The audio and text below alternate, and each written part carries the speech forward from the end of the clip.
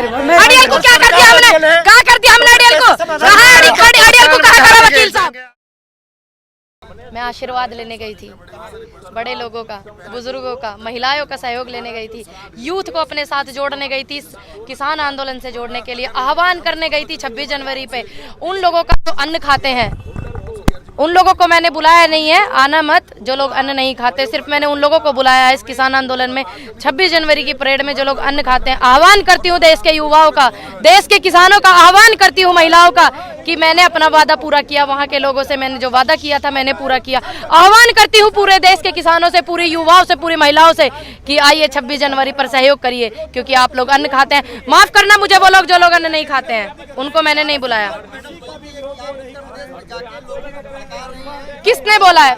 देखिए मेरी बात सुनिए आप बड़े भाई, किसने बोला? किसी का स्टेटमेंट आया है? किसका आया? सरकार का किस नेताजी का आया है? मुझे नाम डिटेल के साथ में लेके आया करो भाई।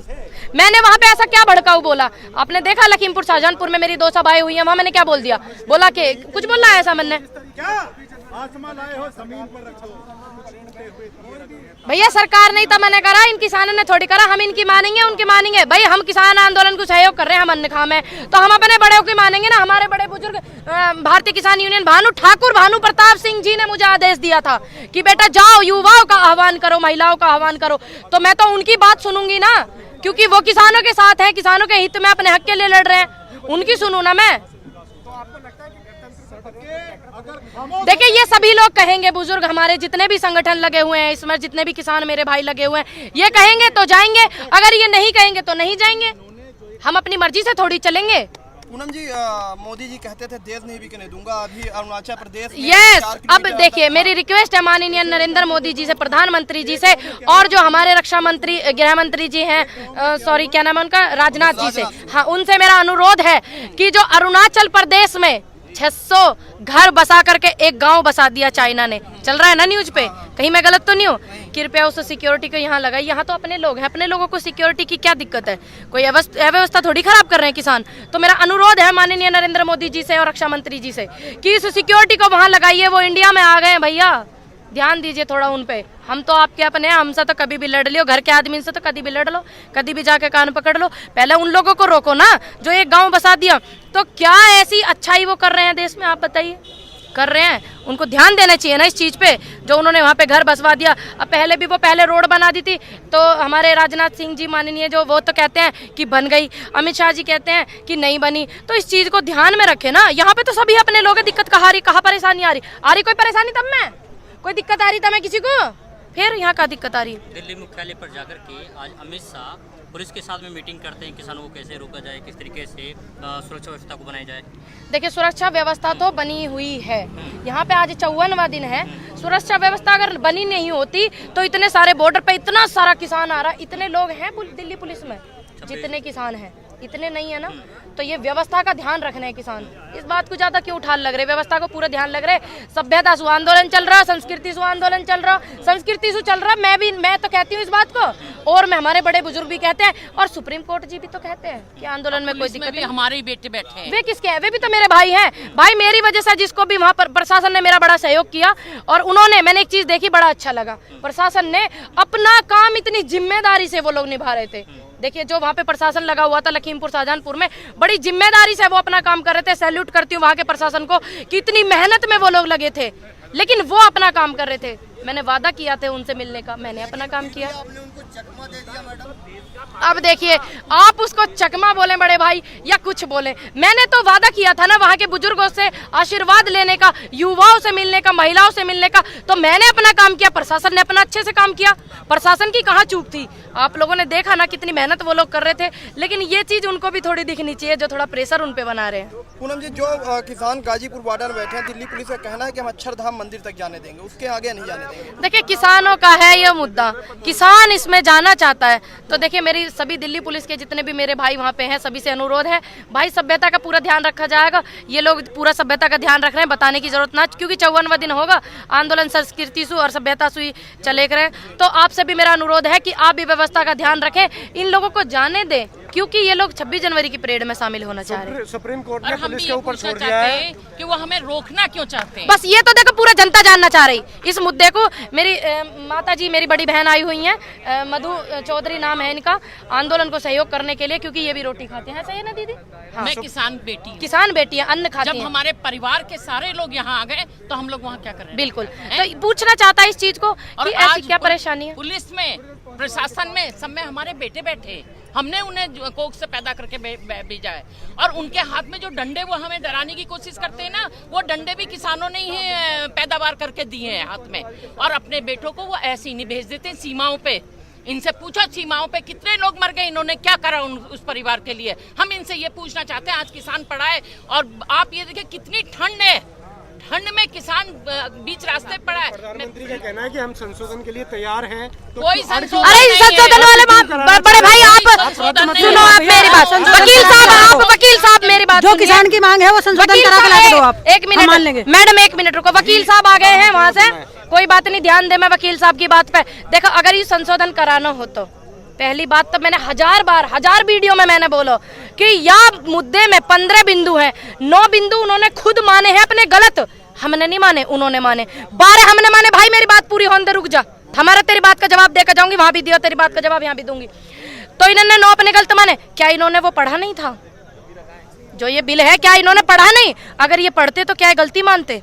नहीं मानते, क्योंकि इन्होंने पढ़ा नहीं, तभी तो इन्होंने गलती मानते हैं ये सभी जितने इस बैठक में पदाधिकारी थे, सभी ने 9 बिंदु गलत माने, 9 हम किसानों ने माने, 15 टोटल है। 3 इसमें बचे, 1000 बार मैं बोल चुकी हूँ, 3 हमें बचा, कहा कुछ बचा नहीं बचा। दूसरी बात, संशोधन का अगर मामला हो तो इतने किसानों की शहादत हुई है, उनके परिवार से जाकर देखिए, हम हमारे परिवार से देखिए, हमारे किसान परिवार से शहादत हुई है। स्पेशल मेरे परिवार से किसी की नहीं हुई, मेरे परिवार से, लेकिन मेरे किसान परिवारों की शहादत वहाँ पे हुई है।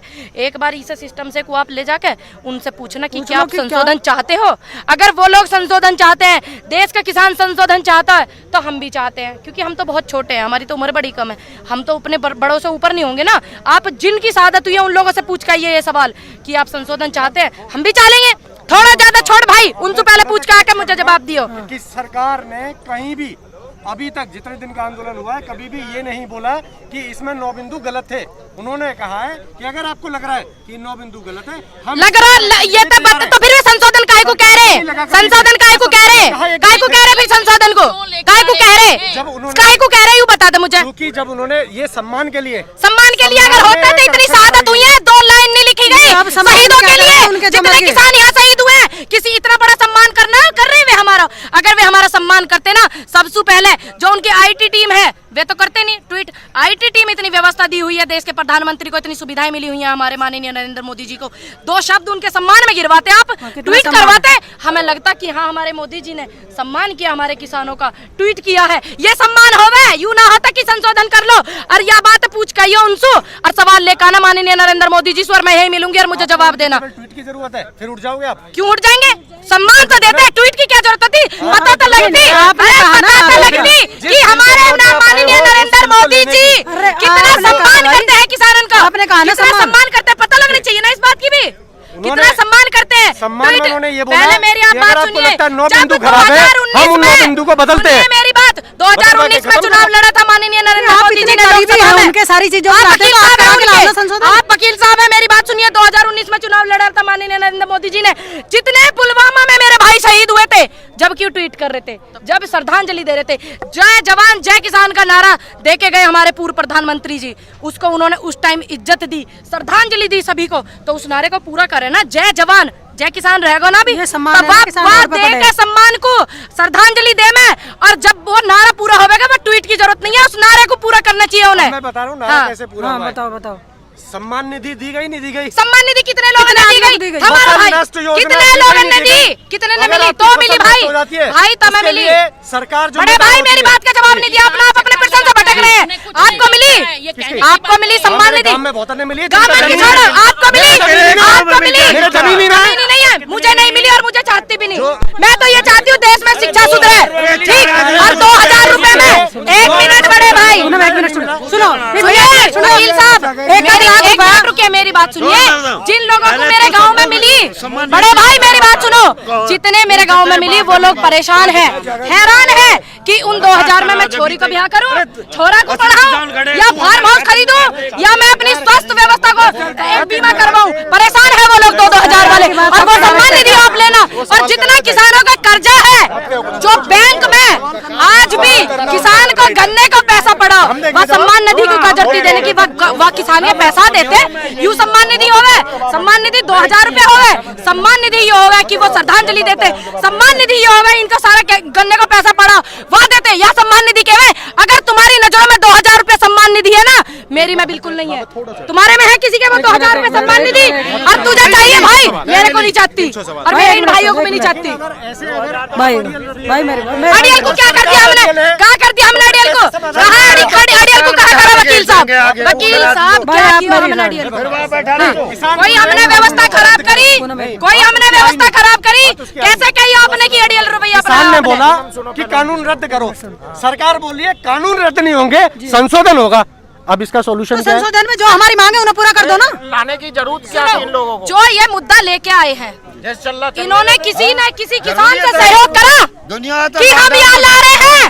हमें अच्छी नहीं अगर उन्होंने इस कानून को वो लेके आए हैं, एक मिनट मेरी बात सुनो बाबा, अगर वो इस कानून को जब लेके आए थे, किसी किसान भाई से सलाह ली, इनसे ली जो यहाँ बॉर्डर पर पड़े हैं, उनकी छोड़िए जो आप कुर्सी पे बैठे हैं, इनसे ली तो ये लोग सहयोग करते, तो ये लोग सहयोग करते। वकील साहब क्या क्या कहना? सरकार का फोन आया तुम्हारे दौरे? हाँ, फोन आया तुम्हारे दौरे? टीवी पे पूरे सब डिबेट चल रही है। सरकार का कहना है कि भाई जब भी ये कानून बना उस पे बड़े एक्सपर्ट बैठे होंगे। मैं बताऊंगा सर आप सुनो मैं बताता हूँ जब कानून सुनो उसमें जब कानून बना अडानी अंबानी बैठे, ये थोड़ा सा मैं बताता हूँ, अरे सुनो सच बोलने के लिए आगे आना पड़ता है।